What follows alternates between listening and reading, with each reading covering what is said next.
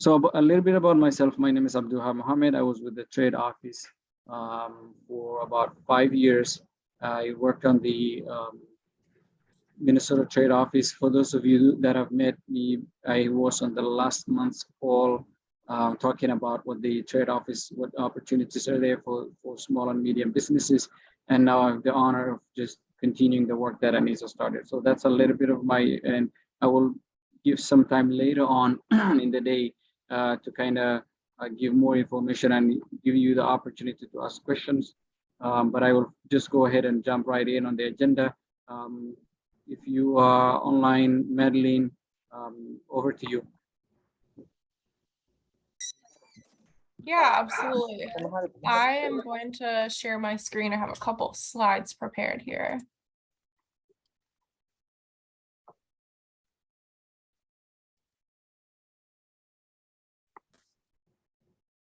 So my name is Madeline, and I work for Parker Hannifin. I'm specifically at our Lakeville, Minnesota location, but we do have a handful of locations around the Twin Cities that I can also get you connected with. So I'll jump into an overview first of our company and then kind of specifically what I'm looking for our Lakeville location. So what is Parker Hannifin? We're a manufacturing company and we're actually very global. We have locations in most 50 states, but also a lot in Asia and European countries as well. This slide just kind of shows a lot of our stats as far as sales and our network reach. Overall, we're a manufacturer of motion and control technologies. So I'll get more into kind of examples on this page. But basically, we manufacture components and most of our sales are business to business. The only like consumer purchases would be aftermarket type of stuff. So we're in a bunch of different sectors. I have kind of some of our more popular items that we make on here. So a lot of different kinds of seals, like you'll see in the left-hand portion here. Some medical devices. We don't have a huge market share of medical devices, but we do have some. Actuators, seals, hoses.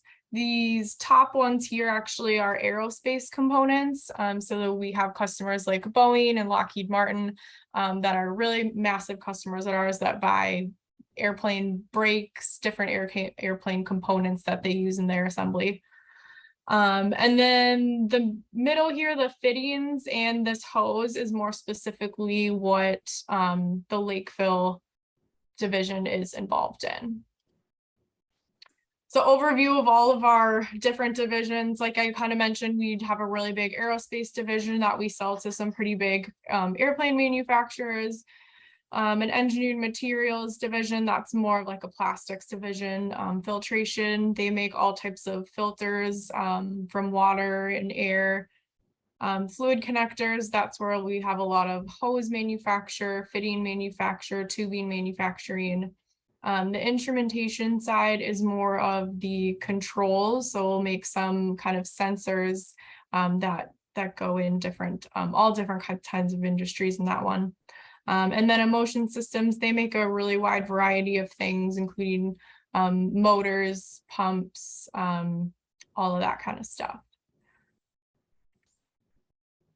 Like I said, we're in a ton of different industries and a lot of the groups are involved in a bunch of these. Aerospace is, pretty specific to just aerospace, same with our filtration. But the rest of the divisions have customers, in a really wide variety of different industries. So Lakeville specifically is a distribution and assembly site. So I have kind of a picture of our warehouse here. On the warehouse side, we have positions in material handling or order picking, where the employee will go out into the warehouse and handle product. And we also have a shipping and receiving department where we do sometimes special packaging for customers depending on their requirements. And then a lot of just products going in and out of the doors. And then we also have a hose assembly department. So in that area, we're making custom hose assemblies, and that's what you can kind of see on the right side of my screen here. different hoses, and then we'll do like the cutting of the hose to the specified length, and then putting on and permanently attaching these fittings that go on the end here. And then some of them have like special caps or additional pieces that get screwed on. And that is what our assembly department does. Our requirements, company-wide in North America, you have to be a US citizen or have a green card, and then a high school diploma. Our best candidates are pretty mechanically apt, and then especially in the hose assembly department, we need good working knowledge of a tape measure down to the 16th of an inch. You can kind of see one of our operators here. They measure out the hose, and some of the tolerances are pretty specific. So they'll be using a tape measure all day long in that role. Good attention to detail, just because a lot of our what we do is very customer specific, and the instructions are always on the order. So have to be able to follow those kind of instructions really well. And then good candidates always just enjoy a fast-paced environment. So we have a lot going on in all departments, and a lot of our employees are like cross-trained in both. So, you know, your day will be always a little bit different than the previous days. I shared a little bit of our benefits just because I think they're really great, and they're a really good asset. We have a PTO package as well as 12 paid holidays. We have insurance benefits that you're eligible for from your first day of employment, a 5% 401k match, as well as a pension. And then we do quarterly profit sharing, which can vary depending on company performance, but usually around a 5% bonus would be paid out quarterly. And then we're starting our warehouse positions at 19 an hour, and our assembly positions. But what they don't know is that I'll be selling frozen Walmart pizzas out of my kitchen. First, I ordered a bunch.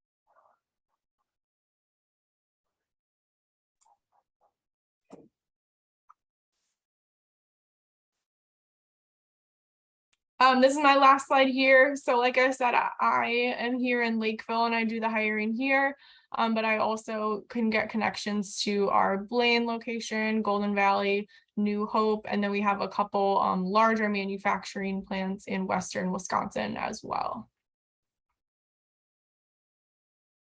And that's all I got. Anyone have any questions?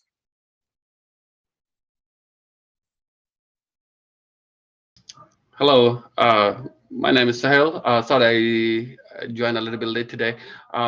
So the company is willing to take like the limited proficiency, English proficiency employees? On our warehouse side, it's a little bit more flexible, just because that works a little bit more routine. But we do typically like them to be able to read English, because that's where a lot of our instruction comes from on the orders. Okay, but the warehouse, if they work in a warehouse, that's not highly required in English. It's still pretty beneficial if they're proficient in reading English. The reason I ask this, we are working with Afghan community, and Afghan community one of the biggest barrier we have is the English. As you know, they are pretty new in the country. Some of them, they are kind of like, you know, now learning English. Some of them, they do speak a little bit English. So there's like, we have multiple layer of, you know, job seeker, you know, who know English from where to have no understanding of English.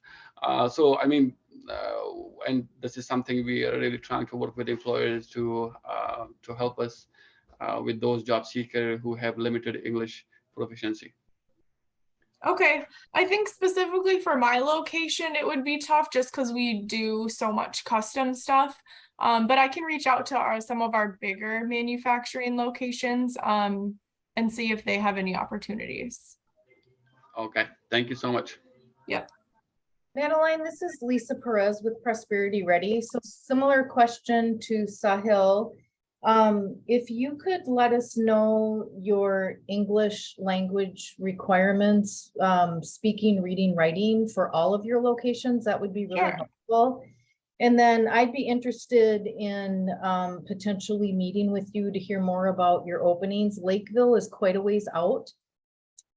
So just, don't want to take over this meeting time. There's a packed agenda, but would love to understand what other benefits you are offering or would be able to offer in terms of transportation programs, English language, and potentially driver's license programs, which are really key for some of our more early arrivals. And then also what your professional position openings might look like. We deal with quite a few degreed immigrants and have a great candidate slate of degreed immigrants. So would love to talk further.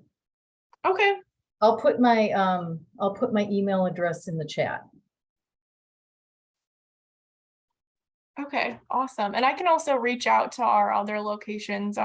Specifically the Golden Valley one is more of like a headquarters. So there's more like office type positions in that one. So they might have more opportunities for degree level positions than I would. That would be great. Thank you. Thank you for your presentation. Yep. Is there any other question for Madeline before we move on? Great. I think the issues that are raised here is pretty much across board, and many of employers are facing that as well.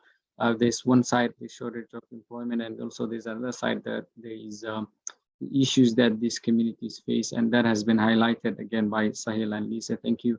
But this is one of the issues that we want to raise and make sure that we get solutions for them, whether it's policy or whether it's a short-term solution for now. But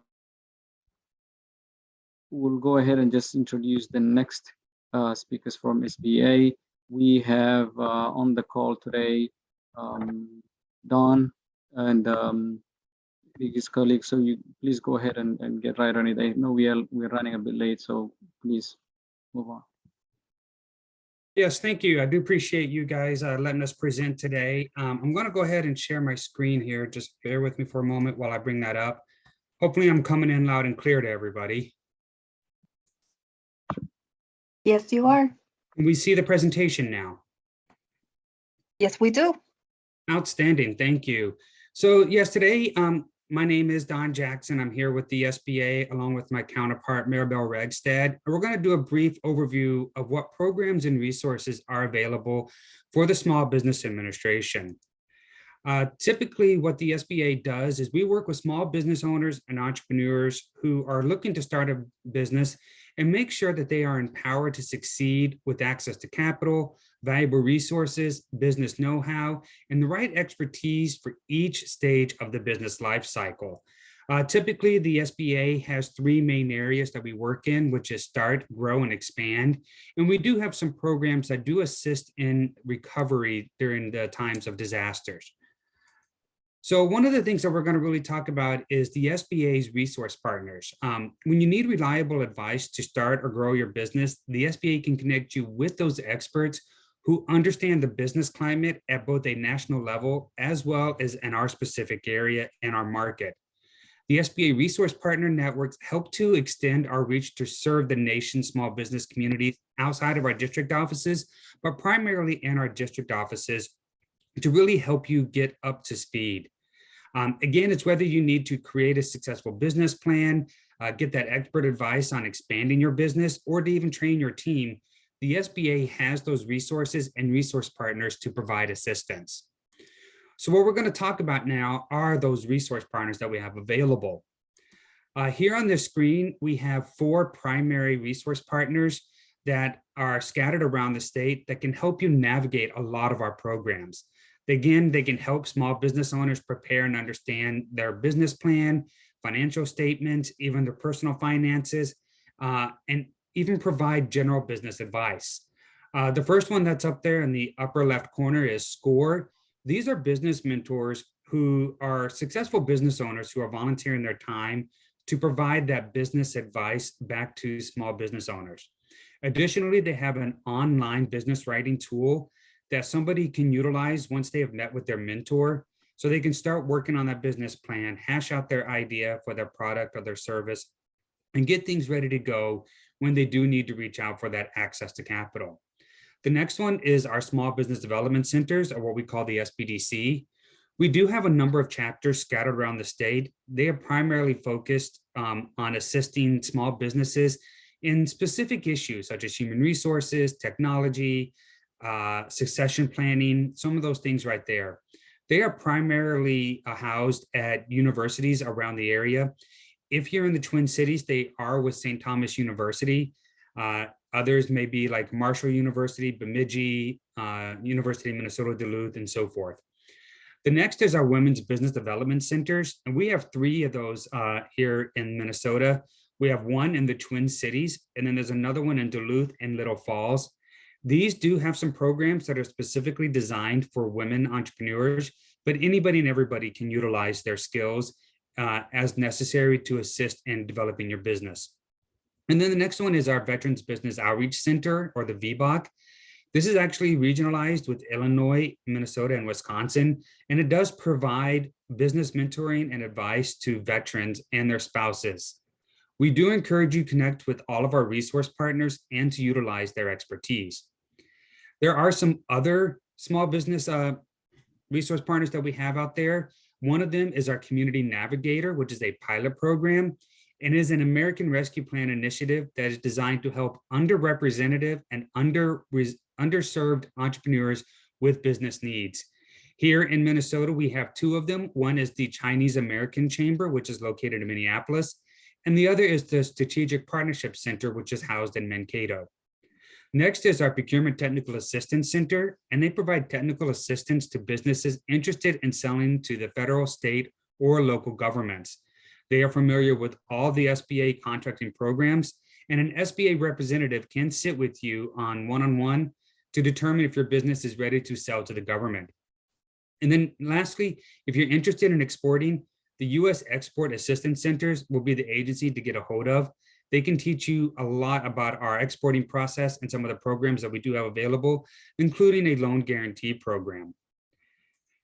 Right here on this screen is our local district office contact information that can provide assistance. Of course, my contact and Maribel's contact information is there. We have our 3rd member on our team, Kathleen. You can reach out to either one of us and we will provide guidance or point you in the right direction. I will be providing the PDF of this PowerPoint out to our hosts later today, and hopefully they will share this out with you. So next, we're going to talk just quickly here about the access to capital and what the SBA does. The SBA itself does not provide a direct loan. We use our lending partner to guarantee a portion of the loan back to the lender if there is an issue with the loan once it has been dispersed. Typically, we have a couple of different programs, but the loan guarantee makes it possible for many small businesses to access the capital they need to start, grow, and expand their business. Again, the SBA can help access funding through a number of our lending programs, and that can be anywhere from a loan as little as $500 through our microlenders all the way up to $5 million through our participating SBA lenders. These can be used for most business purposes, including long-term fixed assets and operating capital. Now, some loan programs do have some set restrictions on how you can use the funds, so please check with an SBA-approved lender when you're requesting a loan. Typically, some of the things that a SBA-backed loan can be used for is to launch, grow, or repair a startup, start or launch or purchase a small business, have that access to revolving credit or capital for day-to-day expenses, purchase, renovate, or expand a facility, purchase inventory, equipment, or machinery, purchase commercial land or real estate, and export a product or service. So one of the programs that we do have out there to assist in finding the actual proper lender for you is our Lender Match program. Lender Match program is a nationwide program of participating lenders. When you go to the website, you will put in your contact information, what your business may be, a little bit more information, and this goes to every lender across the nation. And 2 things can happen. 1, a lender will look at it and see that maybe it's not part of their portfolio, they're not even going to contact you. If they are interested in adding you into their portfolio, they will reach out to you typically within 48 hours to discuss more about the available loan guarantee programs. So next is the disaster programs. We understand the disaster happens and we being prepared is important. You can always find more information about how to prepare for a disaster by going to sba.gov/prepare.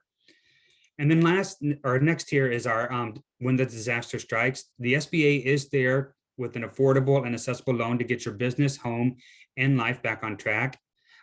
This can be utilized for physical disasters to assist homeowners, renters, and business owners to be able to redo or get their business back up and running, maybe get their home up and ready for them to live back in after they've already utilized their insurance or some other federal programs such as FEMA.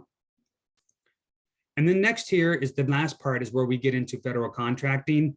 The SBA does work with other federal agencies to award at least 23% of all prime government contracts going to small businesses every year. It's a good opportunity to utilize the products and skills that you may have if it's going to be something that can go towards government contracting.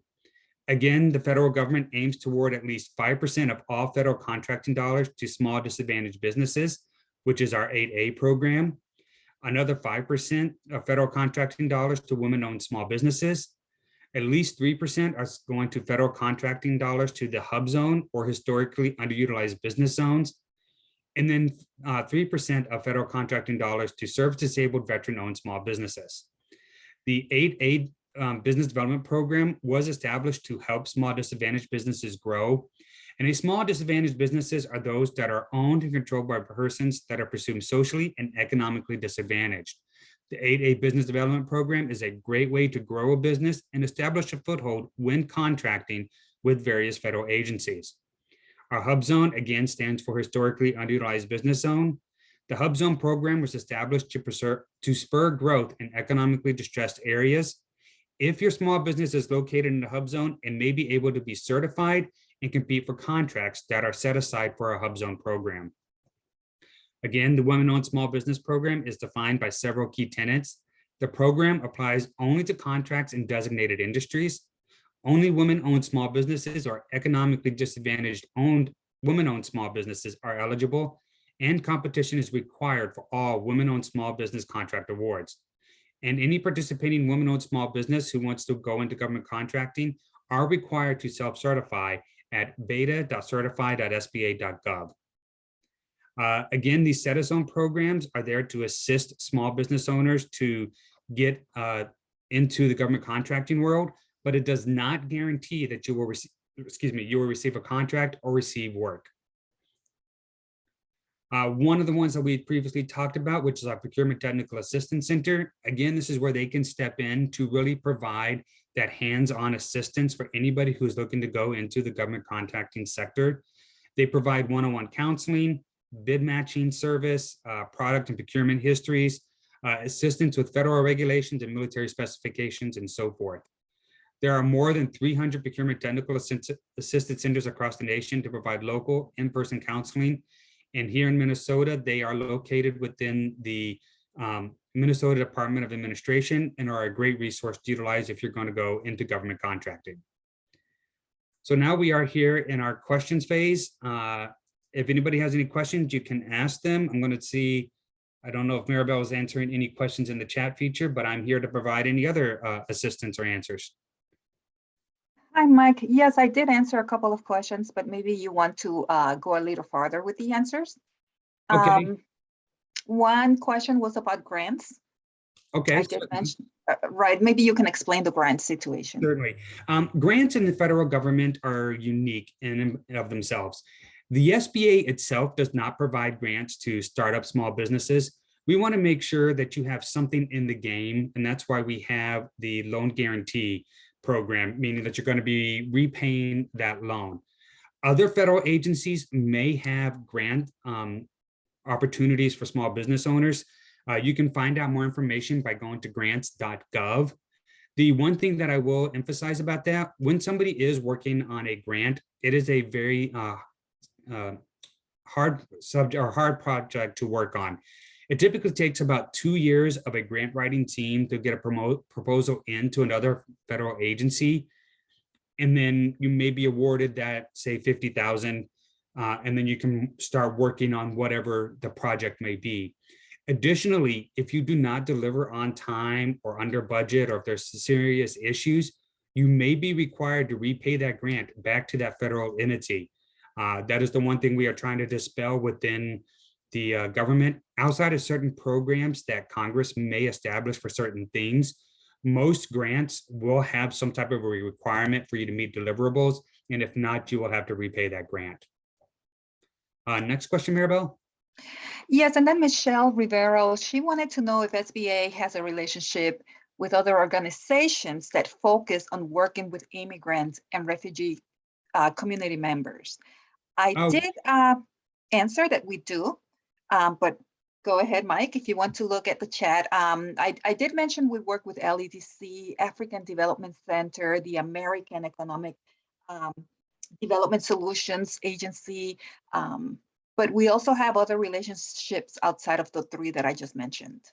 That is correct. We are working on trying to increase our presence with other groups and entities that are working with immigrant and refugee programs. We, like Maribel said, we are working with some of the local ones, such as LEDC, ADC, EADS, and of course this the Monk American Partnership, HAP. Yes, the Hmong partnership is another one that we are working with. We are really starting to get into working with a lot of these different entities because we understand that immigrants and refugees have great ideas, products, and services, and we want to make sure that all of our information and our resources are available to them. I can't speak to a lot of them off the top of my head that are coming down from headquarters right now. Headquarters is gathering that information, and once they disseminate it down to the district level, we will work on sharing that information out. Okay. And that's all I see in the chat right now. Okay, well, I do see somebody here says, do you guys work with volunteer grant writers for nonprofit organizations? We do not, but the nice thing about SCORE does assist nonprofits in developing their business plan or looking at their finances, and they may have an opportunity for other grant writers to work with other nonprofits. So if you're looking to volunteer your time as a grant writer, you can do that through SCORE to be able to assist those individuals who may have a nonprofit, because nonprofits can utilize our SCORE mentors to assist their nonprofit business. Typically, most nonprofits cannot utilize SBA resources such as let me rephrase that. They cannot use SBA loan guarantee programs because those programs are for-profit businesses, but they can still utilize SCORE for business mentoring, looking at their finances, and possibly even help grant writers. And also the grants.gov website has excellent webinars that you can watch on how to write a grant proposal. Yes, that is correct, Maribel.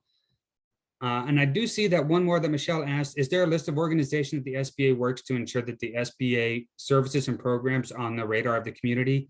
That is the one thing that we are working on increasing almost on a daily basis. We utilize our newsletter, which you can sign up for by going to sba.gov/updates.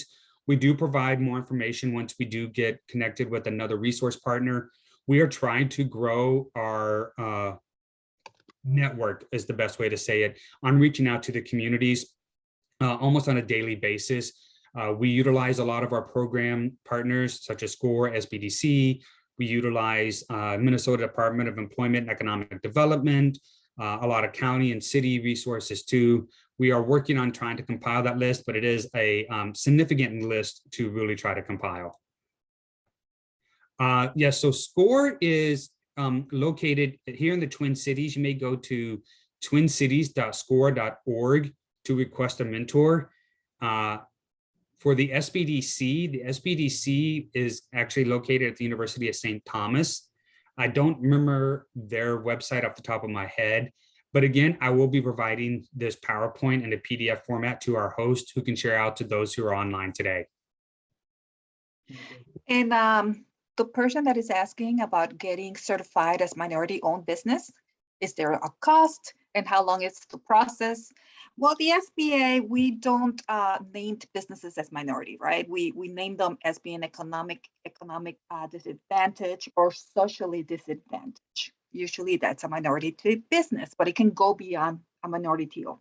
Anyways, there's no fee. We have different programs. We have the 8A, which is very popular. The Hubzone, which is a program that it depends on where your business is located. Mike, I believe your information will contain links to getting certified. There's no cost. However, if you're going to get certified as a woman-owned business, you can use a third party. SBA works with 4 different agencies. They do charge a cost. You can do it without using them for free. It is a long process, and it depends how prepared you are, how fast you will get back to the SBA with documents. But I've known 8A firms and woman-owned firms that have taken months, 4+ months to get their certification. So, but it's free. You can do it for free. PTAC can also help you for free. And that's correct. And the one thing that I also want to emphasize when it talks about certification, in the eyes of the federal government, certification only goes towards government contracting. If you're looking to get certified because maybe the state or city or county level is looking for a certification, you can utilize those programs to our programs to be able to go to that level.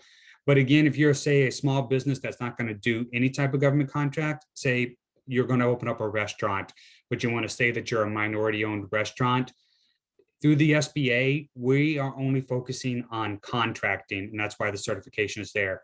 For a restaurant that's not going to do any government contracting, the certification process is not a necessity for us. Right. So one way to find out if you will qualify, just think, can another business buy my products or services? If the answer is yes, chances are the federal government buys it. And when it comes to food, well, not really, but other services, they might. That's correct. Thank you, Maribel. So any other questions there, or do I need to hand this back over to our host? Yeah, I do have a question for you. Certainly. Okay, thanks so much. Yes, my name is Sam, with the Global Father Foundation. I'm so curious about this program called PTAC. I think you talk about procurement and interested people who wanna do business with the government. So, is there like a list of opportunities that we have to look, or we just have to apply, or how does that go about it? Because I know government is so big, and I want to make sure that when I'm applying, I'm applying to where there's a need, other than just applying where everybody just applying together. Yes, that is a great question. And Maribel, correct me if I'm wrong here. There is a website that the SBA had, or not, it's actually the federal government, I believe, where they go and they put all of their government contracts up there for review. Is that correct, Maribel? There is, and it's only for a certain amount. And I'm sorry, I don't have the information in front of me, but if the contract it's a certain amount, the government has to publish it. If it's less than that amount, it doesn't have to be published. So yeah, some contracts you can go and find out. So basically PTAC, let's clarify, PTAC, it's not a program through the SBA, it's a nonprofit that works with the SBA. They are a partner in a way, but they can help you to find out if your business is ready to bid for contracts. You can meet with PTAC. I put a link where you can get in touch with them. It has to be online. You have to fill out an information. They also have events, a lot of workshops to attend. I attend them because this is government procurement. It's not easy. It's a very it's not easy to grab right away. So their events will help you do that. I attend them for that reason. And you'll be able to learn if your business is ready to bid for contracts. First of all, the federal government doesn't want new businesses getting enrolled. They want you to be in 2 years or more in business before you get certified. And that is because the federal government wants to make sure that you have everything in place and that you have experience and you can actually do a contract, right? So gaining those 2 years of experience shows to the federal government that your business might be ready. But yeah, PTAC, it's a resource partner. It's not an SBA program. It's a resource partner that works with us. Meet with PTAC first before getting certified, because they'll be able to tell you whether your business is ready. Yes, thank you, Maribel. And that is a good point there that she brings up about being in business for a while and having a history of performance. Going through PTAC may be able to assist you and say, well, your service or your product will be good starting off at the city level. So possibly the Hennepin, or excuse me, Minneapolis or the city of St. Paul may have some contracting programs that you would be eligible for. You could put a bid on. If you win that bid, that you would perform the work, you'd have that history of performance, and then you would build your way up into the federal government after that 2 or 3 year process of gaining a little bit more exposure and experience. So that's a great question there. So do we have any other questions? I'm not seeing anything in the chat right now. I want to double check. Yeah, not a lot of questions, but just in the interest, we have enough time to kind of go over and ask more questions. I'll jump in and ask a quick question about clarification on the socially disadvantaged versus minority communities. I mean, from that definition and what will be that? Well, how would you define it? From where we sit, we don't want to make sure, we want to make sure that we serve every. Correct. So most of the times for socially or economically disadvantaged business owners, they are either minority, woman-owned, or veteran. Those are the 3 categories that fall into that. The minority, of course, is a broader spectrum that can be immigrants, Hispanic, African-American, woman, and so forth like that. Veteran falls into that just because it is a smaller subset of individuals that are have already been through a different program and stuff like that. But the 3 primaries are minority, women-owned, and veteran. And then the minority, again, it's socially and economically disadvantaged. Some LGBTQIT can fall into that category of Yes. socially and economically disadvantaged. Yes, thank you for bringing that up, Maribel. I forgot that one. That is my mistake. Thank you. And again, about the loans too, there are some communities that you will see sometimes they're locked out of these. For example, people who do not access interest loans based on fee, for example. There are discussions on that about just to include all these pieces of the communities and make sure that these loans are available for everyone. My understanding is, yes, there are some talks at headquarters about how to work with that. Because again, like you said, there are some minority groups where they're not allowed to take out loans that incur interest or some things like that. I do believe that there's a national lending group that is out of the Washington, D.C. area. And unfortunately, at this time, I just forgot the name of that entity that does provide business loans without interest. And I know the SBA is working with them. Do you happen to remember that off the top of your head, Maribel? I'm sorry, what was the question? I was typing at the same time. I apologize. Yes, he's asking about those subsets of these minority groups that are not allowed to take out Yeah. because of interest, because of their religion and so forth.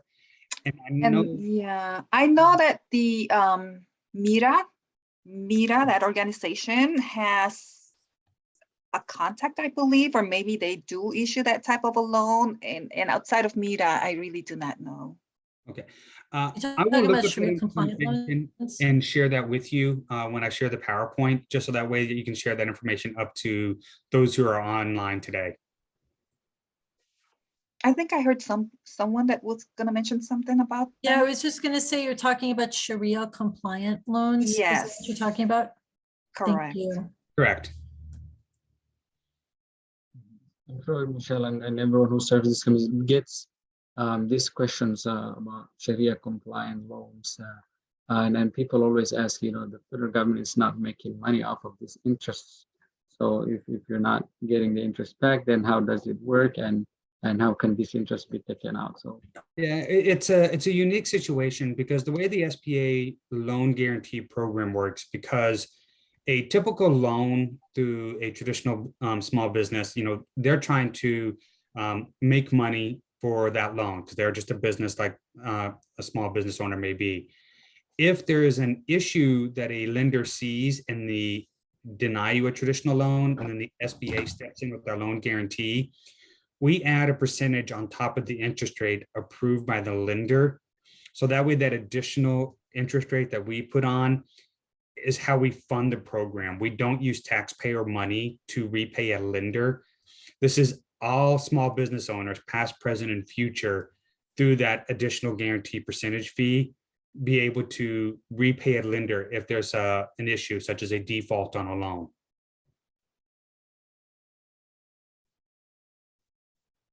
thank you for that clarification. I want to echo that. Yes, the community lenders, the micro lenders, they get a lot of money. They raise a lot of money, not just from SBA, from other private entities, from a lot of sources. So they are your best contact. Always reach out and work with them. And if you happen to be very heavily involved in that, it's a good time to also talk to the SBA and be one of those organizations that's the communities. Yes, that is correct. Our microlenders are another great resource on getting some additional training and assistance and really understanding your finances as you're moving forward.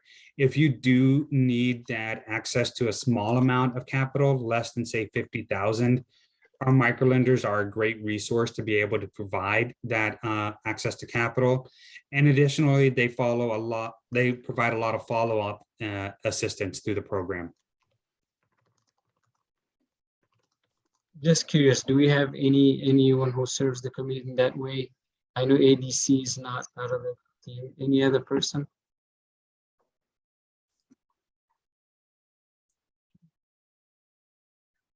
We'll invite them on the other call so that maybe that'll be a good thing to invite them to this call so they can give more information how. Any other questions? It looks like we have some time. If we don't, we can move on to the next agenda. This is not a question that I'll be answering, but just letting everybody know that our website is also translated into over 100 languages using Google Translate. So if you go to sba.gov, you'll see I believe it's on the right-hand side, very top, there's a link that says translate, and you can pick any language, and 95% of the website, the SBA entire website, gets translated into that language. Yes, thank you, Maribel. So it looks like we don't have any other question. We just thank you so much. We really appreciate all the information. It looks like this is an interesting conversation, and a lot of questions came up. So if there are any follow-up questions, please feel free to reach out to Dawn or Maribel. Please reach out to me too.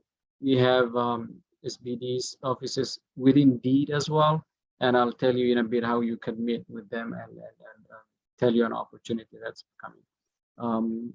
Please, thank you so much for doing this presentation, and we appreciate it. Again, the next item in the agenda is we want to introduce someone who has been really key in reaching out to the community and making sure that this office, that is the Office of Public Engagement for Deed, continues its work after the departure of our former director. So now I have the honor of introducing our interim director for the Office of Public Engagement, Mr. Devin. Are you online? I'm here, thank you. Yes, Devin Baldry, new interim director for public engagement, looking to carry on the work that Maureen was doing. She did some great stuff, and then support the Office of New Americans as best I can as well. And I've been with Deed here for about 5.5 years. Started in kind of the ancestor of this office, and then moved into the legislative side, and now back in this work. So looking forward to working with you all. Some of these names are already familiar, which is a good thing. So thank you.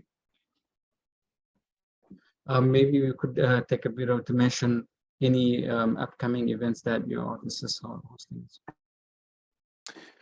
Yeah, right now, I'm looking to put together sessions through the next month and a half or so, getting community input on our legislative asks. This is kind of the time of year where we start to think ahead for the upcoming legislative sessions. That's what we're doing right now, is thinking about 2023. So whatever ideas we can gather from community, refine, and put forward, that's what we're looking to do. Thank you. You know, in addition to this forum, Devin will host a forum to as he said, listen to communities, and that will be a good session for everyone to attend and make sure that whatever ideas you have for the legislative session we heard in these sessions, and we welcome everyone to attend that. Thank you, Devin. Any questions for Devin? Mr. Devin, you want to put an email address? I'd like to contact you, sir. Yep, I just put both email and my cell phone in the chat here. Thank you so much. I do appreciate it. Mhm.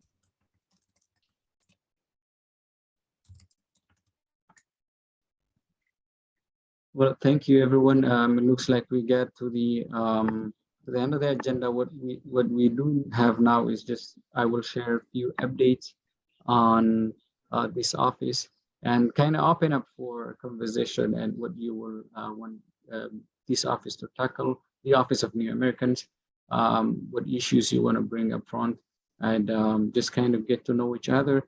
I know many of you miss Anissa already. She's been a key part in making sure that this office serves the communities. And I hope all of you had the opportunity to wish her well. But the work continues and there's much work ahead. That is why we have these sessions. It does not stop. We continue the work that was started. I will open up the floor. Any questions you have, but I will share a few updates and things that are in the pipeline for the next few weeks. DEED is sending out a get to know every department of DEED, kind of an open house. As you may know, the Startup Week is approaching. This is where Minnesota's startup community gets together. There's a lot of events that happen in September. And as a kickoff for that Startup Week, DEED will open up its new offices that is in 185th Street. And many of the offices that serve the business community or the other small and medium organizations will have a table that you could meet with. This would include Launch Minnesota, the Angel Tax Credit Program, the Emerging Entrepreneur Loan Program, the Small Business Credit Initiative Loan, the Small Business Assistance Office, the SBDs, the Trade Office, and many of these DEED divisions will have a desk there. So that is a great event that I wanted to share out, and that will happen before our next forum. And this is an opportunity for everyone to come out there and meet. I will share that information as well, but that will be on September 26th, September 19th, from 9 a.m. to 11 a.m. in St. Paul. And that is just a kickoff to many events that will happen within that week. So be on the lookout for all these interesting forums that you could attend as a small business owner or someone who serves the small businesses. The other thing I would highlight is you have seen the data that our deputy commissioner done a good report on the data that Minnesota's Black labor force, and I invite you all to read that and reach out with any input you have and kind of keep the conversation going. Please do check out that website, DEED's website, for that information as well. And I can post the link so that everyone can read that op-ed that our deputy commissioner put out there. I'm going to see if there's any other. There was another great article on the Washington Post about the tight labor market, and that has been an eye-opening article that I've read today. So I would also share that information and just kind of make sure that you understand what the community is going through, the business community and the labor force. I'll stop there and just kind of open up for any questions. Hi, this is Mary Bell from the SBA. Am I allowed to share an event on the chat? Yes. Okay, so thank you so much. This is an event that SBA is having in partnership with the IRS and the WHD, which is the Department of Labor. And they're going to be talking to small businesses about hiring decisions, whether you should hire employees or contractors. So if you want to find out how WHD and the IRS looks at both situations, I'll put in the link so that you can register. Thank you. Thank you, Maribel. Any other comment, question?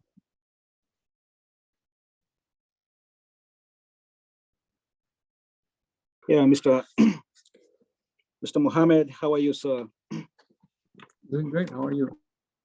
Yeah, I'm doing good. I know you from the trade office, and I know I'm going to ask this question again and again. And as a leader and a father in this community, one of the biggest challenges I have is we have very, very prosperous and interappearing people with the entrepreneurial skills who want to import commodities from the country. So my question I want to ask you, and do you have any emerging import programs for immigrants like me who want to bring products from East Africa and maybe sell here and try to get to reduce a gap? Also, are there any other like import promotion or marketing businesses who can be able to help these people in navigating the international the import market? I'm very focused on the import market here in Minnesota. Thank you. That's a great question, and it always comes up. Trade is a two-way deal. You know, we focus a lot on exports, but so many products get into our economy and make us, you know, give us a lot of choices.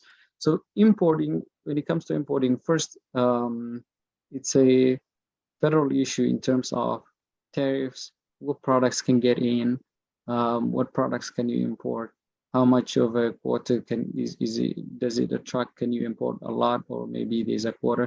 All those issues are you know, federal regulations that are there, and then the CBP, I think, will be in charge of that. But in terms of assuming that your products already got here, what resources do you have? That will either be, you know, financial resources or loans, or it can be marketing or training or technical skills. The latter, you have trainings that happen within the Twin Cities, not necessarily hosted by DEED. At the time when I was at the trade office, we hosted one program which we was focusing both export and import. And that is something that I will share with you when we have the next cohort that starts. It was a 4 weeks training. We issued certificate. Some of the community members have benefited. I know Basil is already online that had gone through that process, that cohort. This is one of the trainings that happen within the Twin Cities, and it's hosted by the trade office. But also there's another nonprofit that's called, if I remember correctly, MGTA, Midwest Global Trade Association. They do have trainings that they charge for you to go through, and it says importing 101. So those are the resources that I will share with you offline if you wanted to focus on that. As far as the financial resources that you have, this is a great question. I'm thinking now, because some of the loans that even SBA might give, I don't know if your product is not 50% made in the US, if you can access these loans. That is something that we'll need to do research on and look at that. But as other than that, as a Minnesota business, you're just as eligible for loan programs as any other. Thank you.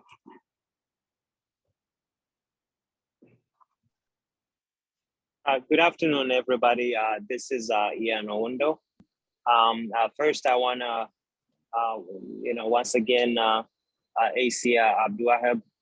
I know you said that we miss Anissa. We do miss Anissa. Anissa did an amazing job, but at the same time, like I said, we're very, very excited to work with you and to be supportive of the work that you're doing, because the work must continue and it needs full attention. So I just want to make sure that I put that out there, that we are here to support and make sure that we are delivering for our communities. I just want to make one comment, and that would be on the report that came out on the labor force in terms of our BIPOC, especially Black labor force, and to AC Mark Majors and Stephanie and the entire team that put out that report. We as a community and as leaders, we've read that report. Obviously, while unemployment is at record lows, we do have a lot of gaps when it comes to people of color. And we want to figure out a way to be supporters and to work with you on how we can help alleviate some of these, these issues and that we have right now. We don't obviously have all the, the answers to some of the issues, but I know that we have I think you have a five-tier plan on how we're trying to tackle this. And I think we wanna be partners in this, and anything that we can do, we would love. And a matter of fact, we were going to reach out to AC Mark Majors and yourself to ask the question is, what can we do about this report? And we want to figure out how, if it's a separate meeting that we can have that helps us get to the core of this issue and how we can be supportive. We just want you to know that we're here for that. Thank you. Thank you, Ian. That is a sentiment that is shared by many that we've had from, and really appreciate your support in this. We can work together and always make sure we tackle the challenges faced by our communities. And that's the essence of these forums. That is the essence of having people come together to share the latest development and what we can do to support each other. Thank you so much. Any other comments?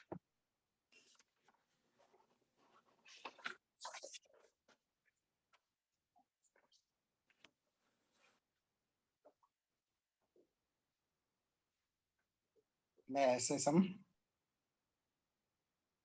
Yes, please, Girma, continue.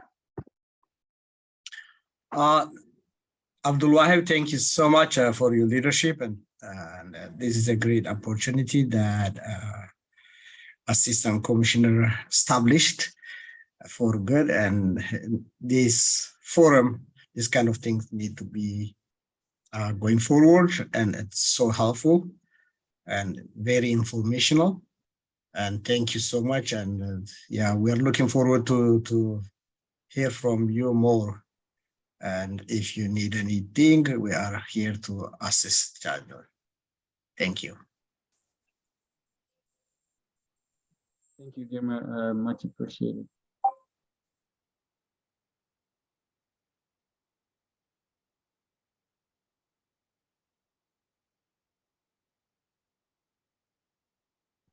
Any other person with an update? Michelle, Edmundo was also here.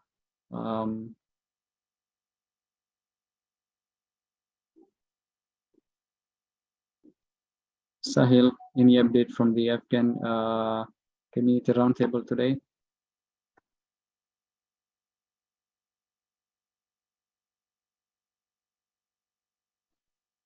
Great. So, good morning. Good afternoon, by the way. So yeah, it's on the spot. Busy day. So one roundtable, there's not something new. Like every organization just put some updates about what they were doing, and there was nothing urgent. So there's, but like community normal things, housing was one of the issues that was discussed. and employment as usual. So, but those are the, especially with the employment, we are tackling the issue down. And now, even from our side, from DEED, we are able to assist many Afghan job seekers. As I mentioned earlier, one of the barrier that we do have is with the employers. It's just sometimes the English proficiency is becoming a little bit issues. But even some of the employers, they are willing to work with the community and kind of like hire those who have limited English proficiency. So that is kind of like being solved.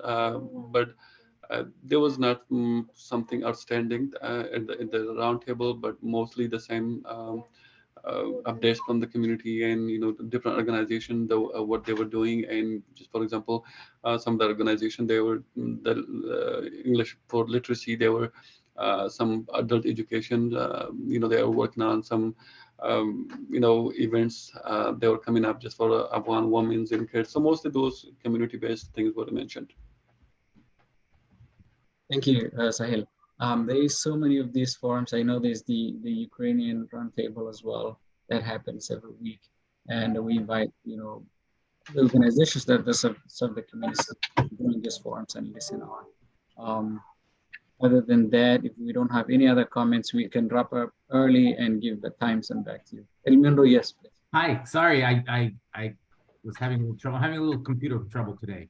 But Edmundo Lijo from the city of St. Paul. I just want to mention that Michelle Rivero from the city of Minneapolis and I have a Tuesday forum, which we've talked about in the past. But this coming week is Welcoming Week. So we'll be doing a special forum to discuss the immigration narrative that we developed through our Gateways for Growth, but also ask questions about what that means for the Twin Cities and for Minnesota as far as immigrant and refugee inclusion and economic development. We'll also be doing a joint city forum on naturalization on Saturday, September 17th at the Arden Hills Library in St. Paul, and we'll send out more information on both of those events. But this forum is going to be a little more special because we're going to be asking questions around the Welcoming Week topic of we belong, and what does it mean for people to feel that they belong in the Twin Cities and in Minnesota. Michelle, do you have anything else you want to add? Yep, I just I put a link for the program of events for Welcoming Week, which begins this Friday, September 9th and lasts through September 18th. So just put that link into the chat. Please feel free to reach out to Edmundo or myself if you have questions with regards to Welcoming Week or what the cities of Minneapolis and St. Paul are doing. As far as next week's forum is concerned, next Tuesday from 4:30 to 6. The link is also embedded in that link that I shared.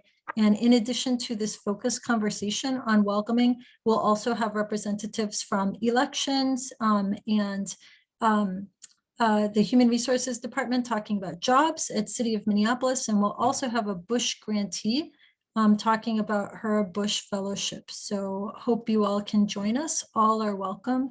And if you have any questions, please don't hesitate to reach out to Edmundo or myself. Thank you, Abdul, very much for giving us the space to share these updates. Thank you.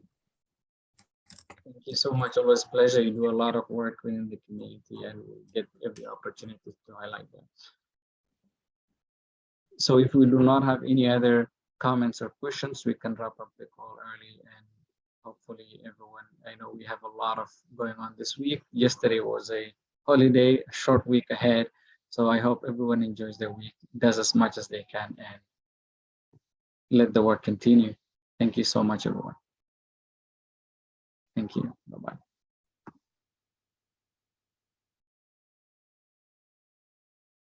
Thank you. Thank you.